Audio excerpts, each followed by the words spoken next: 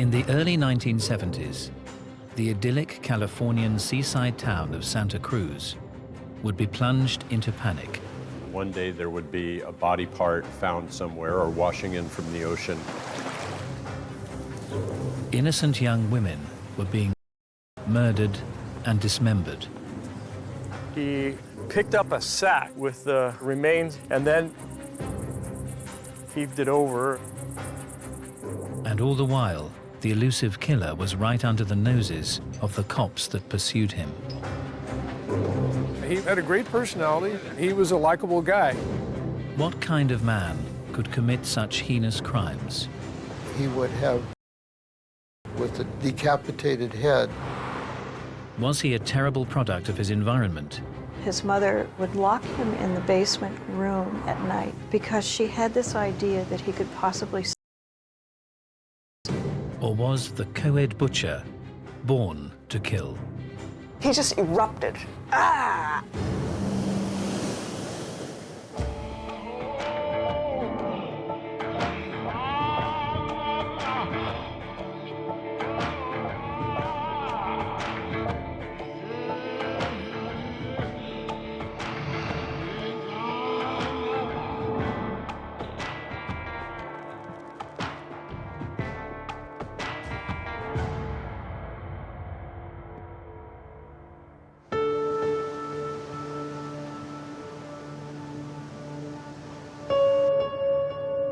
Santa Cruz up through the 60s was a small beach town. It was a surf town and it was a retirement town. Then the university popped onto the scene in 1965. It was the dawn of the hippies, of the age of Aquarius. So there was a very free and easy feel to life here. A lot of the counterculture that essentially bled over from San Francisco area and came down here, a lot of the so-called the hippie types ended up forming communes here in Santa Cruz County. And that was attractive to a lot of young people, and including young girls. And people were coming from all over the country just to live that free and liberating lifestyle.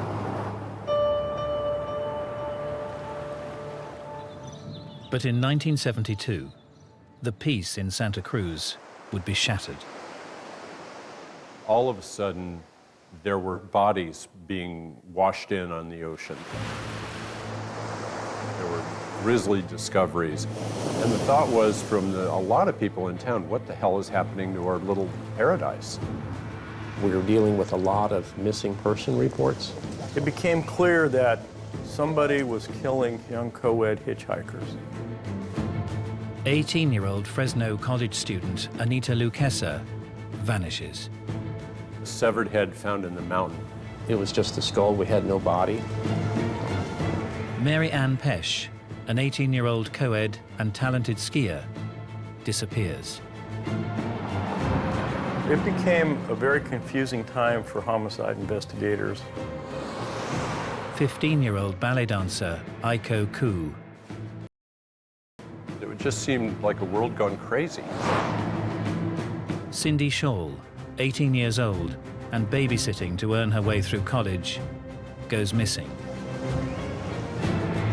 I remember at the time very much wanting to get him. I mean, get him off the streets, catch him, put him away. The media christened the mystery killer the co-ed butcher. Whenever we see somebody under the age of 18 who was hitchhiking, we would pick them up and take them to juvenile hall. And there became a big outcry of that we were violating their right to hitchhike, but in reality is that we were just trying to save their lives. And it went on. 23-year-old Rosalind Thorpe vanishes from the Santa Cruz campus. Every time we have a missing person report, we're just fearful that this was going to be another homicide victim. And 21-year-old student Allison Liu disappears forever. We had no clue as to who was doing this. They didn't know what the hell was going on. And indiscriminate murder cases are extremely hard to solve because there's no rhyme nor reason. Because the culture at the time was, there were a lot of drugs going on here and a lot of the so-called hippie movement. I suppose individually we may have thought it may have had something to do with that. In April 1973, as part of a routine firearms inquiry, Detective Michael Alufi would come face to face, not with a drug-crazed hippie, but with a short-haired, conservative young man, popular with local police. The sheriff's office that I worked for at the time received what we call a dealer's record of sale. One of our records clerks brought back to us a file card and said, you know, this guy just tried to buy a gun and his record was expunged, but I could see through the blackout that he was involved in a murder in Madera County some years ago. Affectionately known as Big Ed, the 25-year-old, 6'9", 280-pound Edmund Kemper was a regular fixture at Cops Bar, the Jury Room. He would come down to a local watering hole that us police officers would go to after work and hang out and talk with us. He was had a great personality. He was very friendly, very outgoing, and he was a likable guy. The discussion became, well, who's going to go take the gun away from this guy? Because when you look at his dealer's record of sale, he's 6 feet 8.5 and 285 pounds. So he's a pretty big guy. So being the junior detective, I drew the straw. There was some apprehension involved, just due to the guy's size. Big man, big gun, and little old me. Although unfamiliar to Alufi, the gun owner was definitely not considered a suspect in the co-ed killings. Big Ed lived with his mother on a pleasant, peaceful suburban street. But the address was unclear. We parked right there, and we looked around, couldn't find much of anything. There were several places that had basically the same address, so we weren't sure which one was his.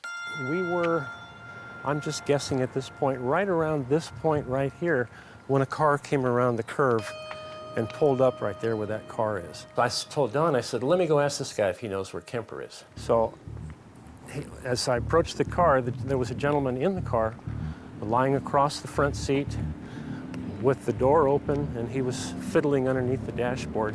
And I was just about to this point when I said, excuse me, I'd like to speak with you for a second. When he got out of the car, he got out of the car, and he got out of the car, and he got out of the car. And immediately I knew that this was Mr. Kemper, the man I was looking for, because he towered over me, and I'm 6 feet tall. So from here, we explained that, you know, what we needed to do. We needed to take his weapon to make sure that he was authorized to have that legally. We came to the trunk, and he had his keys in his pocket, and he went to put the key in there. And so my partner and I instinctively, whether it be instinct or training, separated, and I came around to this side of the car on the trunk, and my partner was on the other side, and we had our hands on the guns. The only thing that was in the trunk was a bundle, like in a blanket of some sort, a towel. He started to reach in for it, and I said, no, wait a minute, let me get it. I reached in the trunk, got the bundle, and inside of that was the weapon that we were looking for. And I noticed there was nothing in the trunk, no liner in the trunk or anything. I thought that was a little strange, but we took the handgun and we left. Alufi handed the gun in at the station and thought no more about it.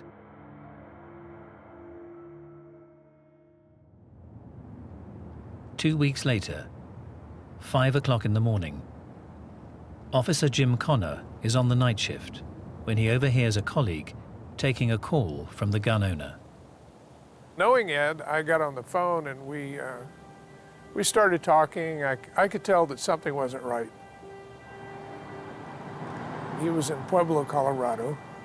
He was in a phone booth, and He hadn't had any sleep for several days, and he said he had done something really bad. He said that he had killed his mother and a friend of hers. He said that they were at his house, and he asked me if I knew Mickey Alufi, and I said yes. And he says, well, my house is hard to find. Mickey knows how to find it very easily because he had been out there and had confiscated a gun. Officers contacted Detective Alufi at his home. I'm standing there getting all this information and giving all this information, and I have this tremendous feeling of all of the blood just rushing out of my body. It was just, oh my God, this is unreal. One of the deputies broke the back window, which is on the other side of the sliding glass door. And then we started looking to see if we could locate the bodies in the closet. We pulled back a sheet and we saw some hair and some blood. Then Big Ed Kemper made a startling confession. He made comments to Jim Connor on the telephone that he had killed all of the co-eds too. Taken into custody, 24-year-old Edmund Kemper would then reveal an extraordinary and sickening tale.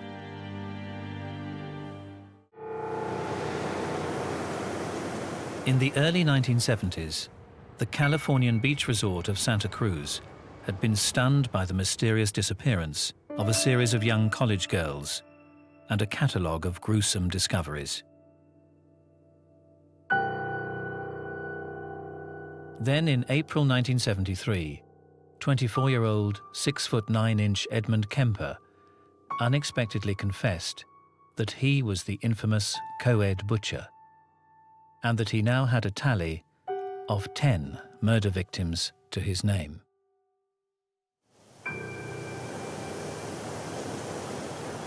Taken into custody, he would now reveal his extraordinary story. The co-ed killer had such a fascinating life.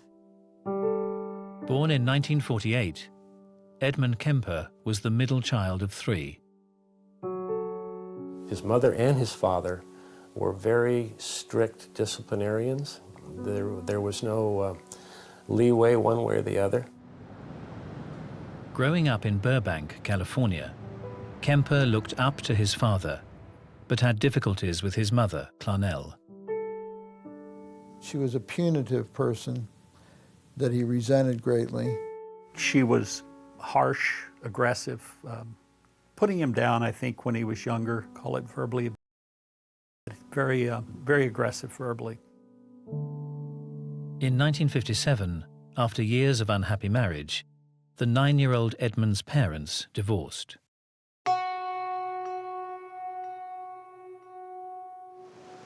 Clarnell, Edmund, and his 2 sisters moved away. Kemper was already behaving oddly. He showed a lot of pathology as a child. He would cut off the heads of his sister's dolls, in other ways deform the dolls. At 10, he had made a comment that if he ever had to kiss his teacher, he would have to kill her. And when you think about a 9 and 10-year-old at that point having that kind of a thought process, you begin to wonder, you know, what is it about him? The young Kemper was developing a violent fantasy life. He moved from dismembering dolls to harming animals. He admitted once burying a cat alive, later digging its body up to play with. There's many serial sex that have a background of killing cats, torturing cats, tormenting cats. Why cats? Because cats are a female symbol. Kemper was showing warning signs that the FBI have since identified as common amongst a number of serial killers. Basically, you're dealing with a young male that is engaged in fantasies that are aberrant and destructive and violent before adolescent. You're looking at an individual that has a broken home, a cold and distant mother, a absent father through divorce or just abandonment. They get into animal torturing. There are patterns that are identifiable. Kemper grew taller, stronger, and stranger. His mother put him in the basement room and would lock him in at night because she had this idea that he could possibly He described it as having a cot and a sleeping bag and a light hanging down from the ceiling with just a bare bulb and a string. Talked about it as being a very difficult time in his life, very scary. You could hear rats running around at night, that kind of thing. As a teenager, Kemper left his mother, heading to Los Angeles to seek out the dad he idolized. He had hoped to go and live with his father, and he described to me that when he went there, he was rejected by his father. Edmund Kemper was sent to live with his paternal grandparents on their remote farm. Here, the troubled teenager's violent fantasies would be realized for the first time. He found his grandmother to be an authoritarian and a disciplinarian, like his mother. His grandfather was out shopping or whatever, and he took a .22 and shot and killed his grandmother.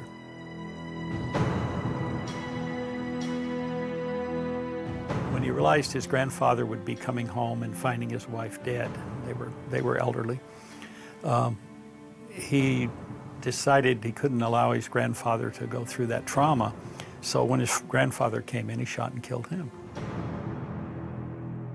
He said he didn't want the grandfather to suffer knowing that his wife was dead. It's the most bizarre statement.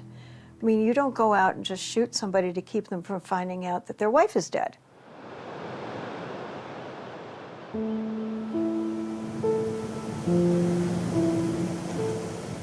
Kemper was diagnosed a paranoid schizophrenic and sent to the secure Atascadero State Hospital.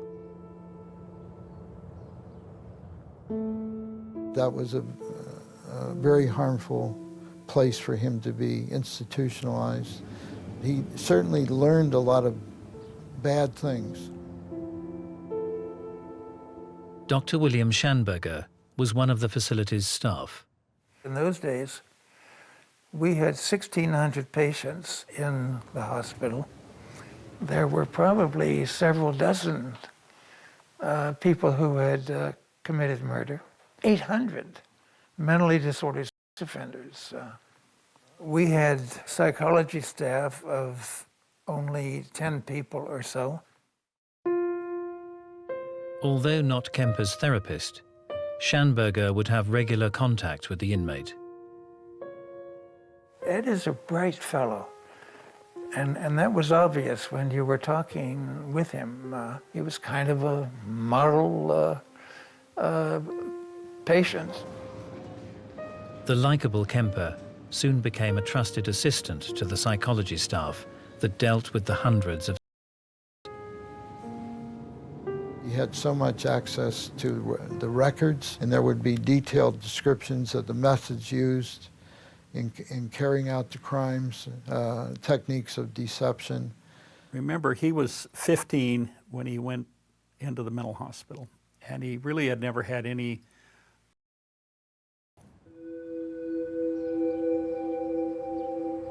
Generally, what you'll find is that the child will pursue these violent fantasies, and in adolescence come on board, and they will have that develop along the lines of using people as an object rather than a partner. They want to do something to somebody, not with somebody. He had a fantasy life. He described himself as masturbating numerous times during a day when he was in the mental hospital. As part of his duties, Kemper had access to the hospital's psychological test papers. Kemper was very smart. He knew what a psychiatrist and psychologist wanted to hear. He knew all the criteria for different diagnoses. They treated him, and I think they thought they cured him. After 5 years in the secure hospital, Edmund Kemper, now 20 years old and 6 feet 9 inches tall, was released.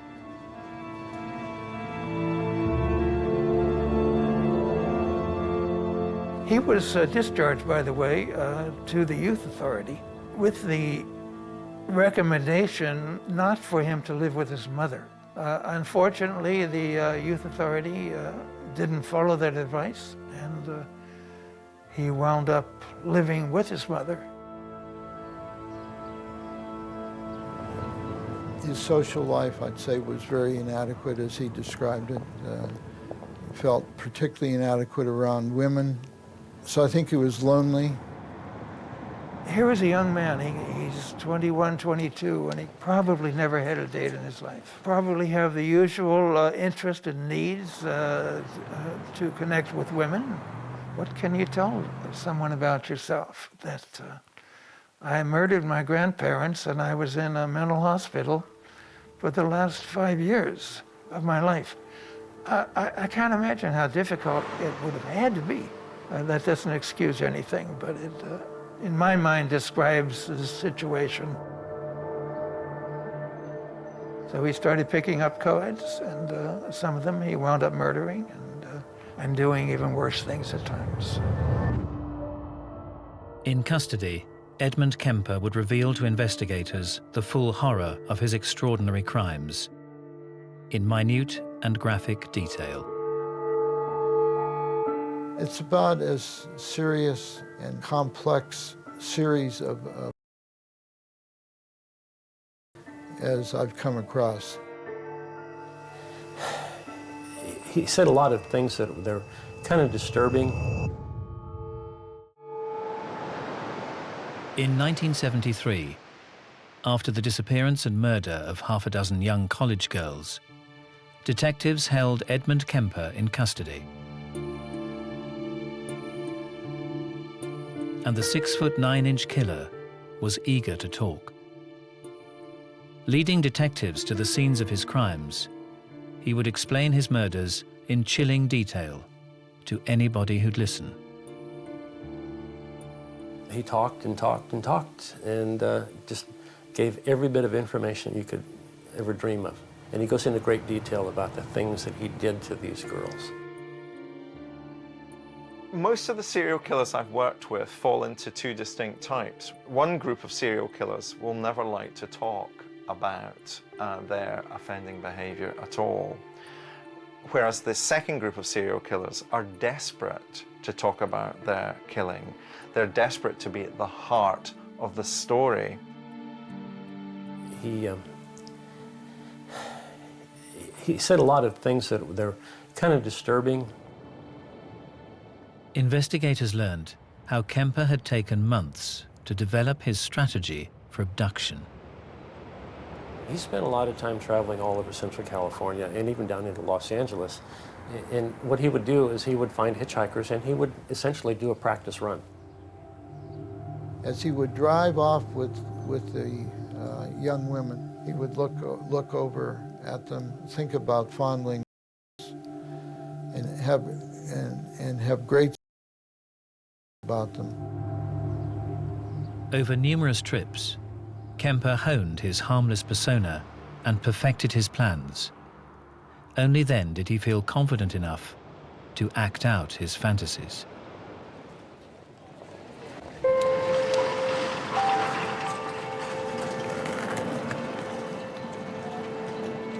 On the 7th of May, 1972, Edmund Kemper picked up two 18-year-old friends, Mary Ann Pesch and Anita Luchesa, near the university campus in Berkeley. They would get in the car and he would drive off, and immediately he would say, "Oh, I don't think your car door is closed." And he's huge, he's a big man. He could reach all the way across the car, open it, close it, and then he would drop a chapstick behind that mechanism. So if they became afraid or they wanted to get out, it wouldn't allow the mechanism to work. Kemper drove them to a remote spot. He told detectives that, holding the girls at gunpoint, he had forced Anita to climb into the trunk. He then returned to the car and stabbed Mary Ann until she was dead.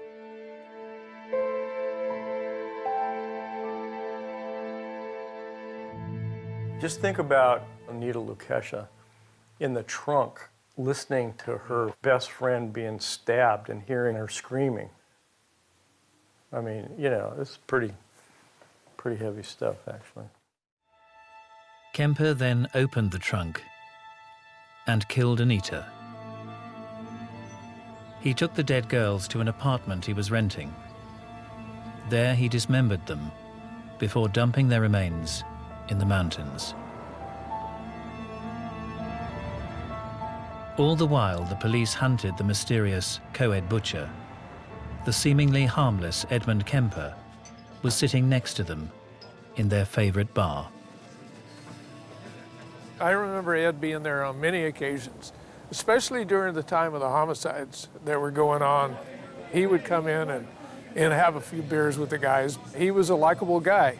While he was with them, he was able to think about, here I am, an ongoing murderer, and they don't know anything about it, and they fully accept me, and I'm one of the boys.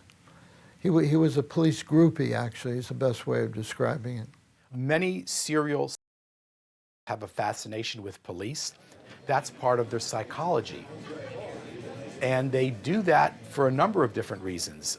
To hang out with them was one, but they also sometimes can follow the investigation and see if they're talking about it at all. This is very stimulating for them.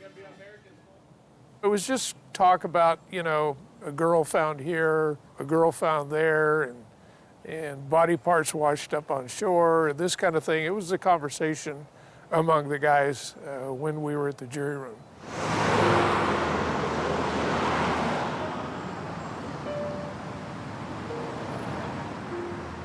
On the 14th of September 1972, Kemper spotted 15-year-old ballet student Aiko Koo hitchhiking. She'd missed her bus and was worried about being late for a dance class. She had made a sign because she missed the bus. She needed to get to San Francisco. She was very young, small, easy to overpower. Got in the car. He drove across the bay to San Francisco, but unfortunately for her, just kept going. This little girl was terrified, obviously.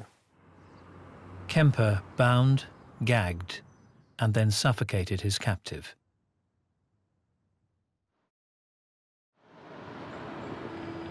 But it was only when Kemper took his victims' bodies home that he could fully act out his twisted fantasies. With most of them, he would actually have the dead woman. He would have the entire body, then sometimes also with the decapitated body. And then sometimes he would have the decapitated head. It's not unusual for a serial murderer to have a decapitated body. It's because it's not a person to them. To them, it's an object. I have the power to do anything I want with this woman. She's mine, and I can do anything that I'm curious about, do anything I've only dreamed about doing, and nobody can do anything about it. Power is a big part of it, but extreme is another. In order to evade detection, Kemper would separate his victims' body parts and dump them in different locations. One spot, just minutes from Detective Terry Medina's home. When I did find out that he was up here, that made me reflect on my wife. You know, we had 2 small kids up here, and she would be home alone a lot. So that gave me kind of a funny feeling in the pit of your stomach. He was a predator.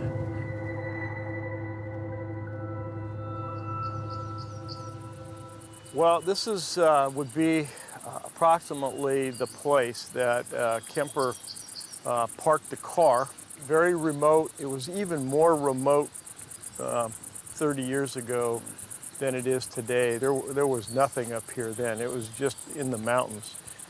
Picked up a sack and then carried it right to the edge. And remember, there was no fence here.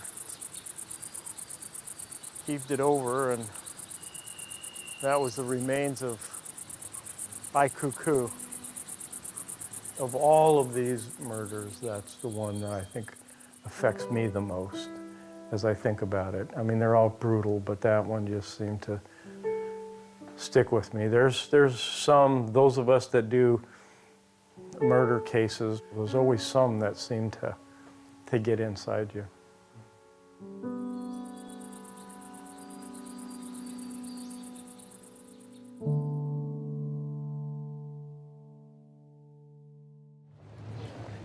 Kemper would go on to claim the lives of 3 more co-ed hitchhikers. 23-year-old Rosalind Thorpe, 21-year-old Alison Liu, and 18-year-old Cindy Shaw, babysitter to police officer Jim Connor's kids. She was young, you know, she needed money like anyone else. She was very pleasant, and knowing that she was a student at the university, we felt very safe that we could, you know, trust her with our children. He had shot her with a .22. Kemper took Cindy's body to his bedroom in his mother's apartment. He had dismembered her, but in his mind there was some relationship there. He had an attachment, and he kept her head. Kemper told detectives he'd hidden Cindy's head in his mother's backyard, beneath his bedroom window. He buried it. It was about 2 feet down in the backyard, facing his bedroom window, so that there was some connection in his mind. It was unbelievable, because Ed seemed like, excuse the phrase, a gentle giant, you know, with a very nice personality and likable kind of guy, that he could be responsible for something like that.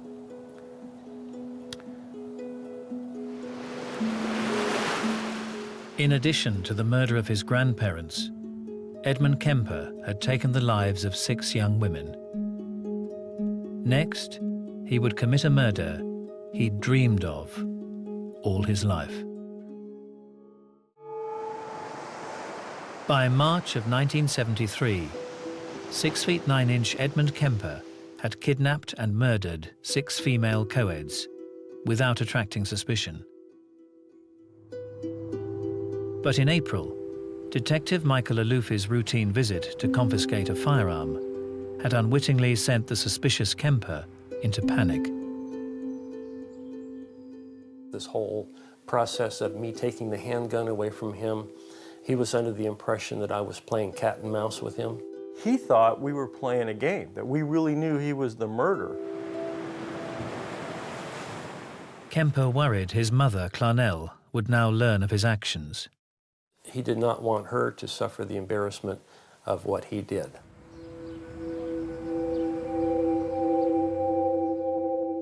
Edmund Kemper resolved to finally commit a crime he had fantasized about since he was a child.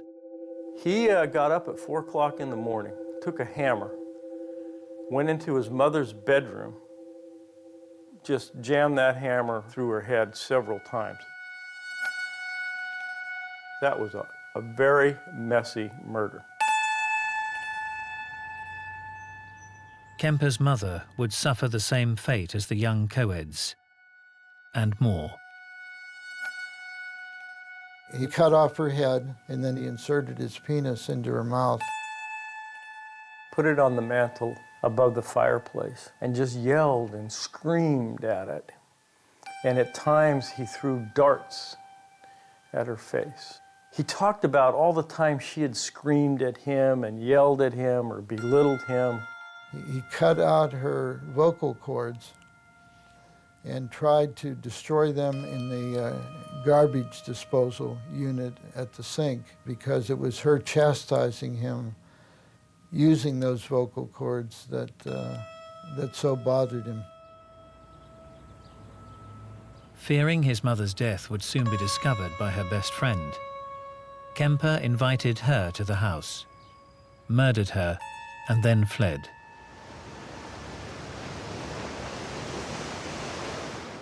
It was only after driving for 3 days without rest that he called the police and gave himself up. Detective Medina was sent to the mother's apartment to process the crime scene. When we arrived, there was nothing disturbed.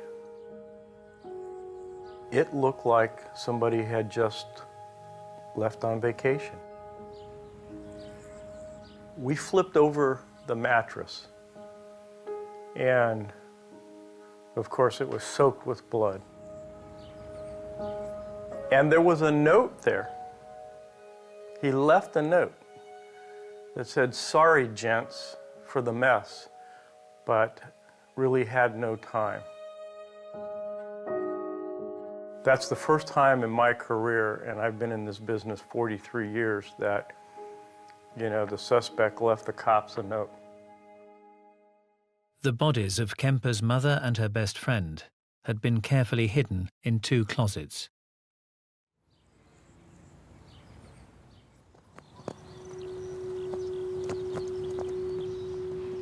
In October 1973, Edmund Kemper would be tried for multiple murder. Both prosecution and defense searched for the answer to the question on everyone's lips. Why would this large, friendly, cooperative guy, why would he kill all these people? Defense investigator Harold Cartwright spent over 100 hours interviewing Kemper. I never at all felt threatened at any time by, 260 pounds or something, 6'8" or whatever. And he's an enormous man, but he was just sort of like a gentle giant. But it seems Kemper's demeanor with the opposite sex may have been very different. Cameron Jackson, a graduate psychology student at the time, was asked to perform a standard personality test on him. I was the only person in the room with him, and I read the questions to him, and he was very cooperative.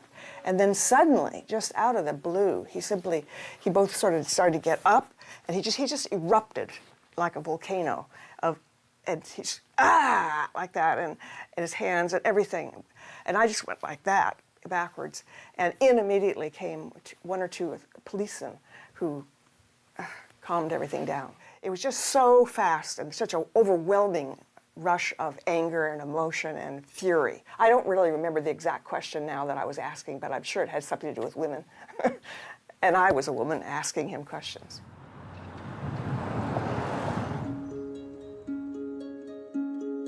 In the courtroom, Kemper's taped confessions were played aloud. I recall that sitting in the trial, listening to the taped confession of Kemper and looking around and seeing the face on the parents of the murdered girls, just the shock and the agony and what they had gone through.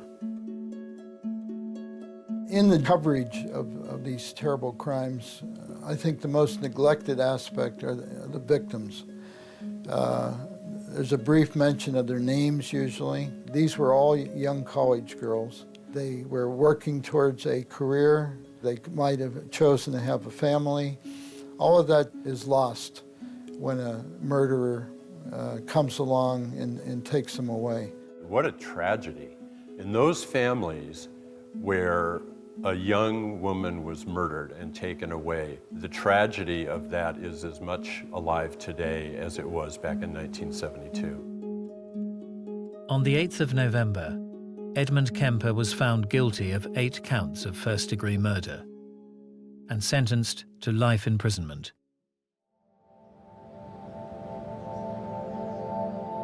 So what drove Kemper to take the lives of 10 innocent victims?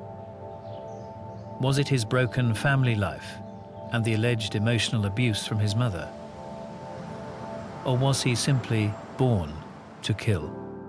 He only once said something like, it was the way I could control them. And that's the only thing he ever said the entire time I dealt with him that had anything to do with why he did what he did. Ed Kemper is the classic sociopath. He feels no guilt. It's all about him, no compassion whatsoever. It's very difficult to say how he looked at what he was doing. Would a person who walked into a butcher have remorse about cutting up a chicken? I don't know. I doubt it. And I think that's what he looked at, an object that he could dismember. You know, you look at him and you say, okay, something happened. His wiring was crossed. He had a chemical imbalance. He had something. And then you look at him and you say, no, this is strictly environmental. You know, the way he grew up, all the life experiences that he had led him to the point that he becomes this serial mass murderer.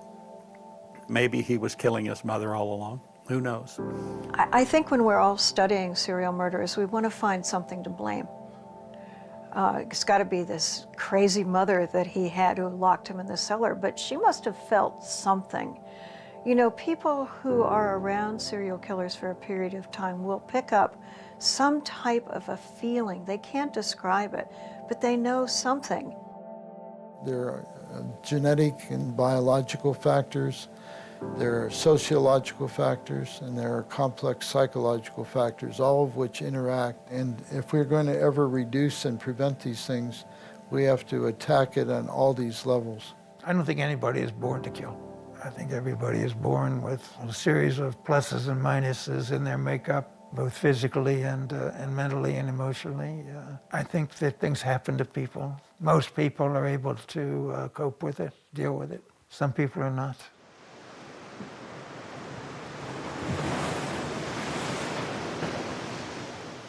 Several years after Kemper had been incarcerated, a parcel arrived at the home of psychiatrist Dr. William Schanberger, who'd been friendly with the teenage Edmund. I received in the mail this cup from Ed Kemper. It said that it took him about a year to make, and it's a very, very complex, it's like a battered cup. And on the cup is written also, I beg your pardon. And on the bottom, I never promised you a rose garden. Meaning to be, I think, a very serious apology. I think there is a side of him that would have given anything to be a normal person. I could see that in him. I could see it while he was testifying. There's a part of Ed Kemper that is as horrified and as disgusted with what he did as the rest of us are. I'm sure that there's no part of him that is happy with what he wound up doing.